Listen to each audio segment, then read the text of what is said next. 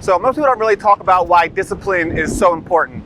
The reason that discipline is so important is because it's the greatest form of self-love. Now, my late business partner told me a story that I'd like to share with you guys. And it's about one of his students that he used to teach. He was over at his house, and my business partner's car was in the shop that day.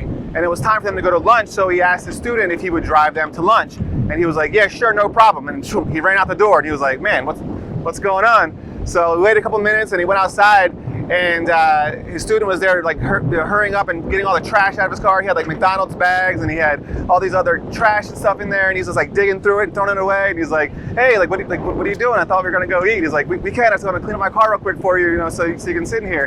He was like, I really appreciate that. I appreciate, you respecting me enough to clean out my car, but, it's unnecessary. What's the bigger problem here is that why don't you do that for yourself? Why don't you love yourself enough? Why don't you have the discipline to keep your car clean for you? And that really rung a bell, in that student's mind. And he said, until this day, his car has been spotless. So just goes to show you that the main reason why discipline is so important. Yeah, it's good to get stuff done, but it's really showing you that you really do care and love about yourself.